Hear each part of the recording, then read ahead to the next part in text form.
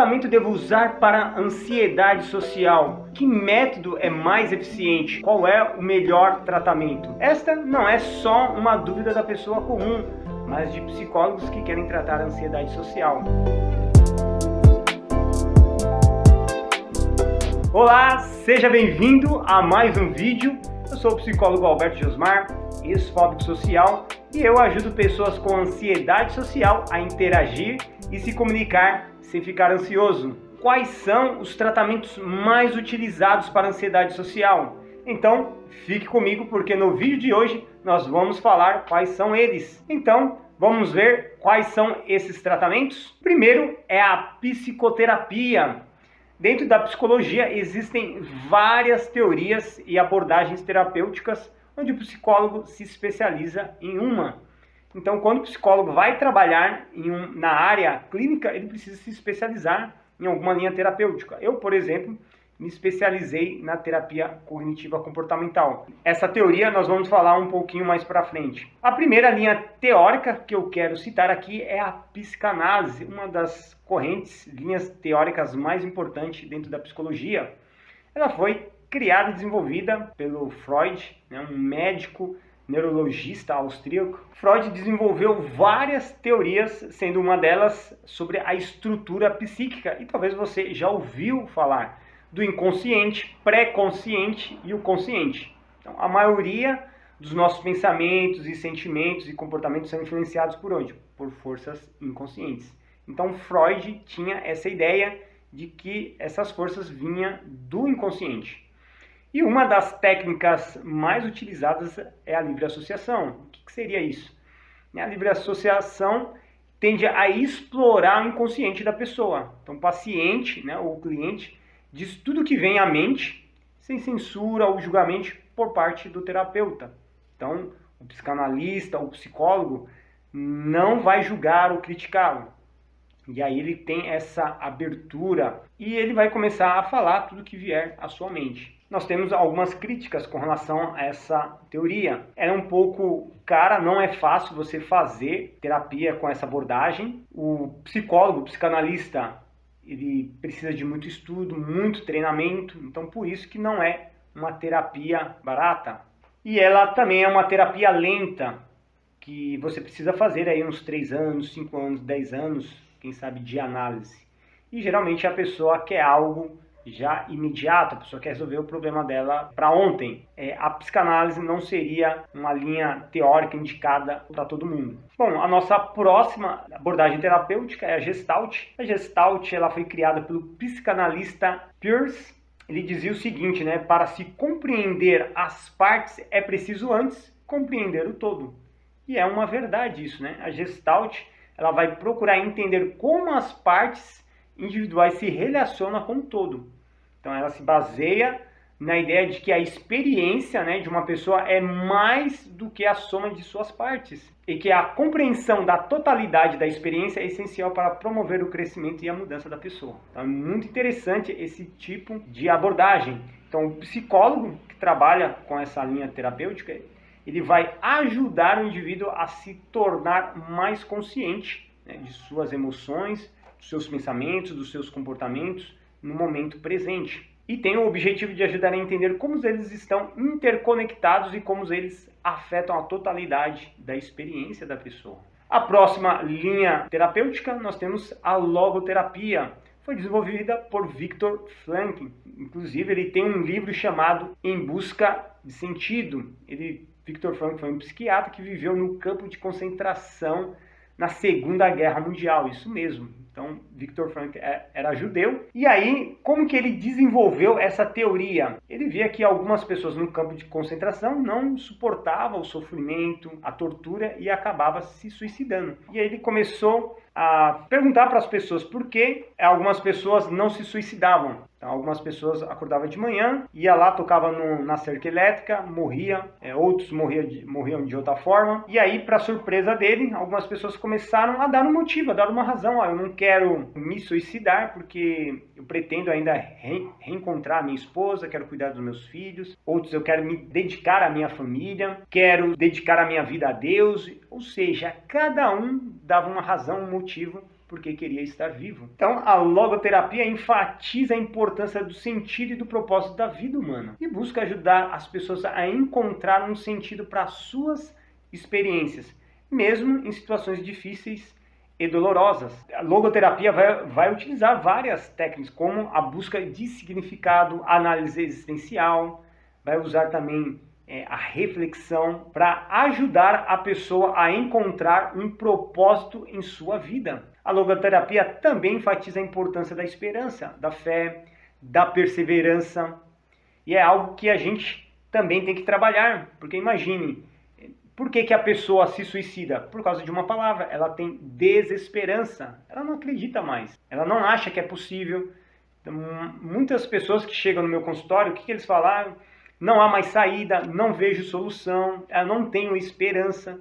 Então, ou seja, a esperança precisa ser alimentada, precisa ser trabalhada, assim também como a fé. Então, tudo na nossa vida precisa de fé. Você utiliza a fé em algumas situações da sua vida. Ah, Alberto, eu não sou uma pessoa de fé. Mas assim, você pode ter o melhor médico, o melhor profissional, os melhores medicamentos, tecnologia disponível, mas se você não acreditar que é possível, que você vai se recuperar, que você vai se curar, você não vai se recuperar, você não será curado. Mas é assim que funciona. E você também precisa perseverar, porque ao longo do caminho da sua trajetória você vai encontrar barreiras, vai encontrar dificuldades. E aí eu preciso perseverar para superar esses obstáculos. Outra abordagem terapêutica muito conhecida é a abordagem centrada na pessoa, que foi desenvolvida pelo psicólogo humanista Carl Rogers. Qual princípio ele usa? O princípio de que cada pessoa tem dentro de si as respostas para os seus próprios problemas. Olha aí que interessante. Então você não precisa buscar fora de si. A resposta está dentro de você. E o psicólogo, ele trabalha para criar um ambiente terapêutico seguro e acolhedor que vai permitir à pessoa se expressar, se compreender e encontrar soluções para os seus próprios problemas. Então quer dizer, a solução está tão perto que você nem imagina. Então você precisa olhar para dentro de si, tá? Não está fora, não está nas pessoas, segundo, né, essa abordagem terapêutica.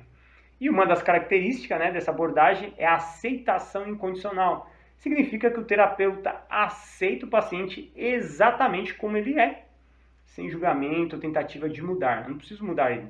Ele que tem que se aceitar, né, e os problemas lá ele vai resolver.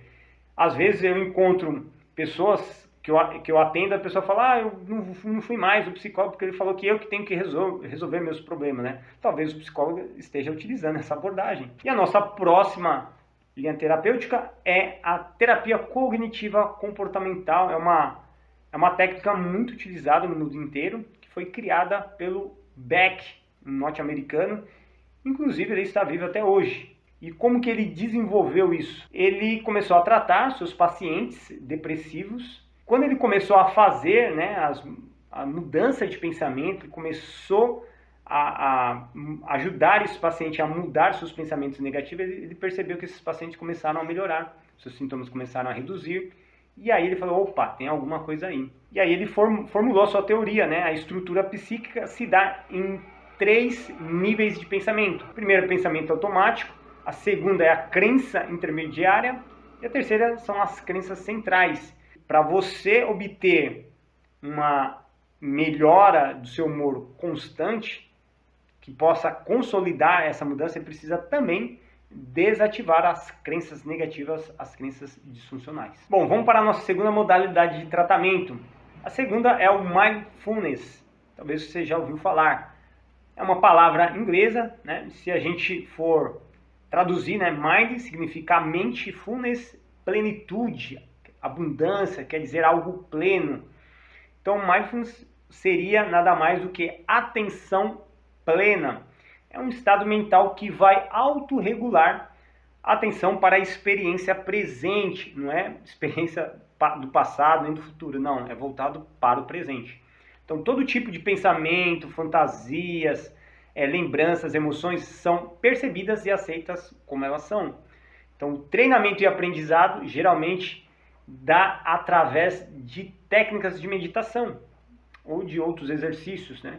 Então vai permitir o indivíduo a ter consciência de seus processos mentais e de suas ações. E os conceitos e a filosofia dessa teoria são do budismo. Tá? Então há uma diferença da meditação oriental e da meditação ocidental, que seria a oração, a reza, mas essa diferença eu vou falar em um outro vídeo. O terceiro modo de tratamento seria a estimulação magnética transcraniana, ou EMT. É uma técnica que utiliza campos magnéticos para estimular áreas específicas do cérebro, ou seja, estimula pequenas regiões do cérebro por indução eletromagnética através de um gerador ou bobina. E Alberto, como que funciona esse tratamento? Bom, durante uma sessão de EMT, um dispositivo é colocado perto da cabeça do paciente e aí um campo magnético é gerado por meio de uma bobina.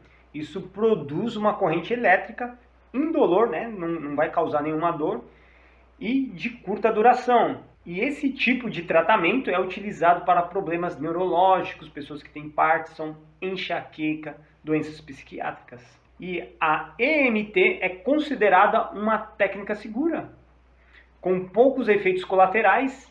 E assim, a pessoa ela pode ter convulsões induzidas, né? Poucas, mas pode ocorrer.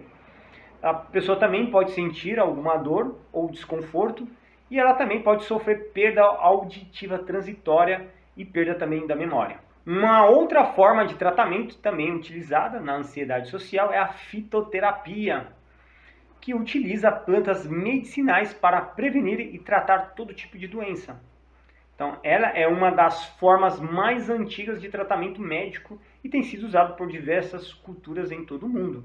A fitoterapia é algo milenar, né, vamos dizer assim. Quem nunca tomou o chazinho da vovó, né, isso faz lembrar a minha avó, né, todas as tardes lá ela fazia um chazinho para mim quando eu ia na casa dela. Bom, tem uma maneira correta de você manipular, né, os chás, as plantas e fazer uso dela. Não é de qualquer maneira, não é de qualquer jeito. Então você pode utilizar a planta, como é que você utiliza a planta? Você pode usar a folha, você pode usar a flor, né, as raízes ou o fruto, né? É importante que a fitoterapia seja realizada por profissionais capacitados, que possam te orientar e fazer o uso correto das plantas. Vou tomar um chazinho porque a minha amiga toma, faz bem para ela. Então, só porque faz bem para ela, não quer dizer que vai ter o mesmo efeito para você. Você tem que pensar nisso.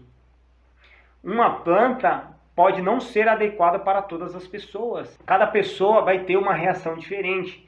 Ao invés de fazer bem, pode fazer mal. Uma coisa que você tem que prestar atenção é quando você estiver tomando algum remédio natural, você tem que ver se você está tomando outras medicações e se isso combina. Se é possível você misturar, né, ou fazer a combinação desses remédios, tanto o remédio natural da erva quanto do psicotrópico. E outra coisa importante é que você também não se automedique.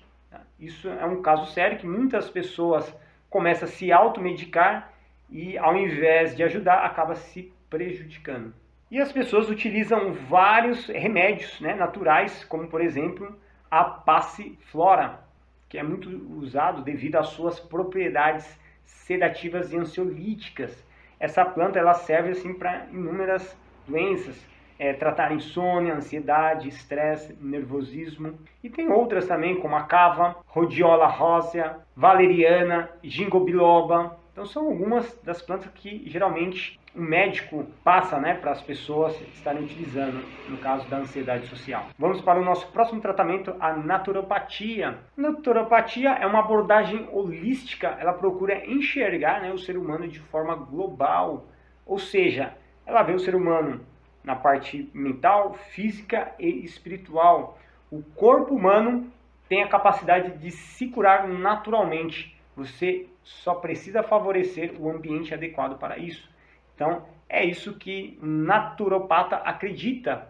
Então, você só precisa auxiliar o corpo na recuperação, né, na cura das doenças. A naturopatia utiliza uma variedade de técnicas e terapias para ajudar a restaurar o equilíbrio do corpo. Então, ela combina várias práticas terapêuticas, como a fitoterapia, a nutrição, a massagem, a hidroterapia. Existem outras também. Mas assim, se você quer fazer o uso dessa terapia, você tem que procurar um profissional formado em naturopatia, um médico naturopata. A minha mãe, por exemplo, é naturopata. Então eu me recordo na minha infância, na minha adolescência, quando a gente ficava doente, ela só tratava com remédios naturais. Era muito difícil a gente ir para algum hospital, para o médico, só em últimos casos. E assim, talvez você utilize algum desses métodos naturais, tá? E talvez você não saiba. Você pode se tratar, por exemplo, quando você estiver com dor de cabeça, você pode fazer um tratamento natural, como por exemplo, que eu já utilizei.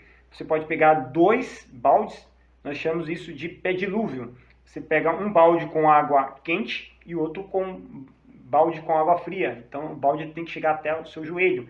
E você coloca ali 3 minutos os seus pés dentro de um balde quente, e aí depois você tira, coloca 1 minuto no balde frio. E aí você vai fazendo essa alternância por volta aí de uns 20 minutos mais ou menos. E você vai colocar uma toalha fria na sua testa e você vai perceber que a dor de cabeça ela vai começar a passar. Só que as pessoas não são muito fãs, né, desse tipo de tratamento, porque é muito demorado, eu quero para agora. A pessoa quer tomar um remedinho e né, um Doril, quer dizer, menos de 1 minuto você toma e já acabou o problema, né? Tá? Então essa é uma das formas. Uma outra situação também por exemplo, quando você está com dor de barriga, está sentindo uma sensação ruim ali no estômago, você pode fazer um chá de boldo ou mastigar uma folhinha amarga, que aí resolve o problema. Então eu também já utilizei desses recursos. Se a gente for ver no mundo animal, eles também fazem dessa maneira. Então, por exemplo, o meu gato aqui, o Scooby, quando às vezes ele está doente, está vomitando, o que ele faz? Ele vai lá e come a graminha. Nós temos uma graminha aqui, que ele vai lá, começa a mastigar e ele melhora, ele para de vomitar. O nosso próximo tratamento é a hipnose. A hipnoterapia é uma abordagem terapêutica que usa a hipnose como técnica para ajudar a tratar as doenças mentais e físicas. E talvez você já utilizou desse tratamento. Então, durante uma sessão, o terapeuta ele vai induzir a um estado hipnótico, geralmente por meio de técnicas de relaxamento e sugestão. Uma vez que a pessoa está em um estado de transe, o terapeuta pode oferecer sugestões positivas para ajudar a alterar padrões de comportamentos ou pensamento indesejado. E a gente tem um aparelho em casa que se assemelha muito à hipnose, né? Por exemplo, a televisão. Às vezes a pessoa lá está assistindo um jogo de futebol, a pessoa passa em frente, ele não está caindo o mundo ao redor dele, mas ele está vidrado ali, fixado na televisão. Ou seja, é um tipo de transe que a pessoa fica. Então, a hipnoterapia é usada para tratar várias doenças. Então, a hipnose é usada para tratar várias doenças, como ansiedade, depressão, transtornos alimentares, pessoas que sofrem com dores crônicas, vários tipos de fobias, com vícios também. E a crítica com relação a esse modo de tratamento que pode não funcionar com todo mundo. A pessoa tem que estar aberta a essa experiência. Para funcionar, a pessoa tem que aceitar a hipnose, né? Deixar ser hipnotizado. Nosso próximo tratamento são as terapias alternativas. Terapia alternativa é um nome popularmente referido a qualquer prática que não se enquadra no tratamento médico tradicional, no médico convencional. Muitas dessas terapias vêm de países orientais. Existem dezenas, né, ou centenas de terapias alternativas. E, como por exemplo, terapia de florais, meditação, reflexologia, acupuntura, massagem. Geralmente o profissional usa uma combinação de várias terapias. Eu conheço psicólogos que utilizam tanto a psicoterapia e usa a terapia alternativa para auxiliar, né, no combate aí da doença psicológica da pessoa. Nós também temos algumas críticas com relação a essa forma de tratamento.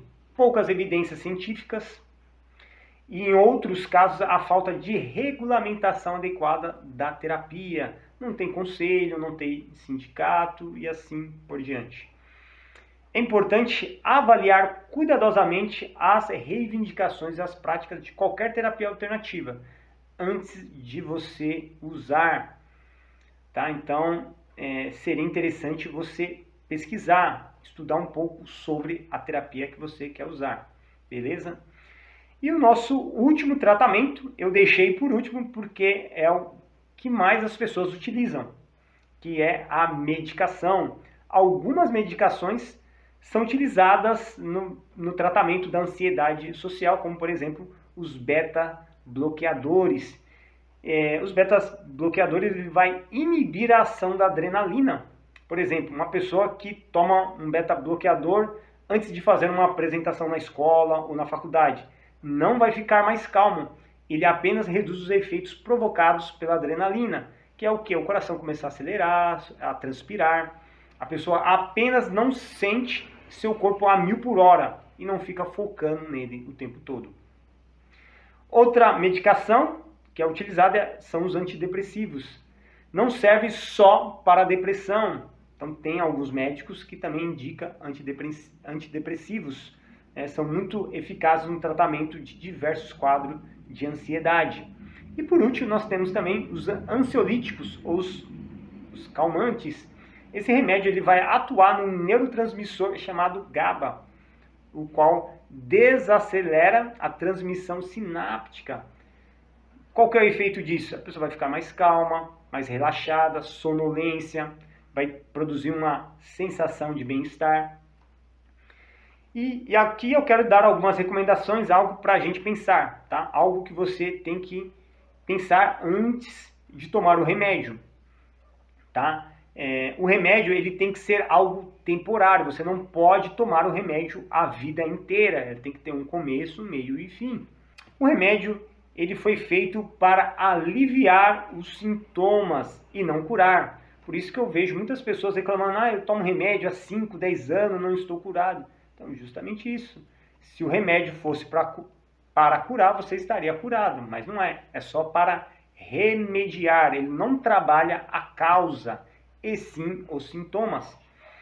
Outra questão tem os efeitos colaterais. Existem psicotrópicos, né, que têm mais de 2.000 efeitos adversos, colaterais. Então, é claro, se você for ler a bula, né, de qualquer remédio, você fica até com medo, você não toma. Mas tem essa possibilidade. Aí o que acontece? A pessoa fala, eu não consigo dormir. E o que ela faz? Vai lá, toma um remedinho para dormir. Aí a pessoa toma um remédio forte, tem dificuldade para acordar na parte da manhã. Aí a pessoa quando acorda fica um pouco lenta, os pensamentos devagar.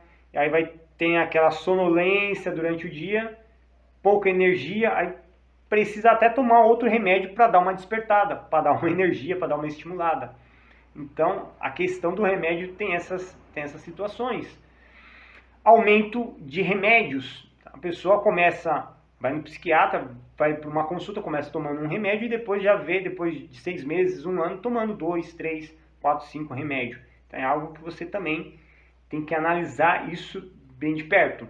Uma outra situação é que desenvolve outra doença por causa do remédio. O remédio faz bem para uma coisa, mas agride outro órgão e você precisa tomar um outro remédio para aquele outro problema. Bom, nós temos também que prestar atenção na dosagem de remédio. Então tem pessoas que para interagir, eu vou no comércio, eu vou falar com alguém, eu vou em uma festa, a pessoa vai lá e toma um remédio em dobro. Não faça isso, porque o médico ele passou a dosagem que você precisa. Não precisa dobrar o remédio. E tem pessoas que fazem isso. Isso é extremamente prejudicial. Você pode ter uma intoxicação, né, por uma dosagem a mais. Aí. Em outras situações, a pessoa também começa tomando aí 2 gotas de Rivotril por dia. Depois você vê, a pessoa já está tomando 20 gotas. E uma outra questão é que o remédio também pode causar dependência física e psicológica. E aí você vê a pessoa tomando remédio durante anos. Então, são alguns pontos, né, críticos aí com relação, até uma crítica, né, com relação à medicação, e tem esses fatores. Ao você buscar, né, um tratamento para ansiedade social, você tem que pensar o seguinte: qual o objetivo de fazer um tratamento? Então, todo tratamento tem um objetivo, né, que é o quê? Melhorar, né, de ser curado e não ficar mais doente. Mas a pessoa começa a fazer um tratamento, e incrível que pareça, tem efeitos opostos. A pessoa não melhora, até piora. Então você tem que mudar esse tipo de tratamento que você está fazendo. Há 3 coisas que você tem que analisar. Não está funcionando o tratamento? Então você tem que pensar nessas 3 coisas. No profissional, no método e no remédio. Bom, no profissional você pode mudar. Será que o problema é o profissional? Não é? Não, o profissional é muito bom, ele trabalha muito bem. Então você tem que analisar o método, a técnica.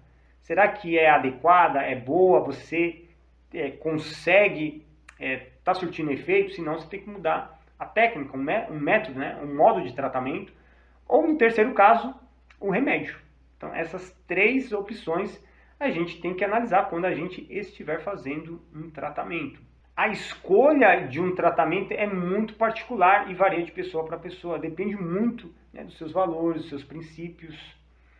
Por exemplo, eu tinha um tio que ele gostava de remédio, ele era farmacêutico e tudo que ele tinha, né, um resfriado, uma gripe, ele ia lá, tomava uma injeção, tomava remédio. Então, era isso que ele acreditava, era isso que ele gostava. Então, qualquer resfriadinho, ele ia lá e tomava um remédio, tomava uma injeção. Mas ele esqueceu de cuidar da saúde. E aí a saúde, tudo que a gente planta, a gente colhe. Um dia a saúde cobrou, ele morreu cedo, né? Teve um infarto e acabou morrendo no primeiro infarto. E assim, e tem pessoas que nunca vai ao médico, né? Não gosta de médico, tudo bem, é algo particular da pessoa. E tem pessoas que não acreditam em nada, né? Eu conheci uma pessoa que ele trabalhava na farmácia e aí teve um dia que ele estava resfriado. Eu falei, e aí, meu, você vai tomar um remédio? Tá? Eu falei, não tomo remédio, não gosto. Eu falei, então toma um chazinho, talvez ajude. Não, também não toma. Ou seja, não toma nada, né? Não acredita em nada. E tem esses casos, tá? Que cada um é livre, né, para fazer o que bem entender. E é claro, né, se você não fazer nada, também não vai acontecer nada. Existem vários tipos de tratamentos para ansiedade social e hoje eu procurei trazer alguns desses tratamentos que as pessoas utilizam e estão disponíveis hoje. Nos próximos vídeos nós vamos falar qual é o melhor tratamento para a ansiedade social. Se você gostou do nosso conteúdo, compartilhe. Então, te vejo no próximo vídeo. Até mais!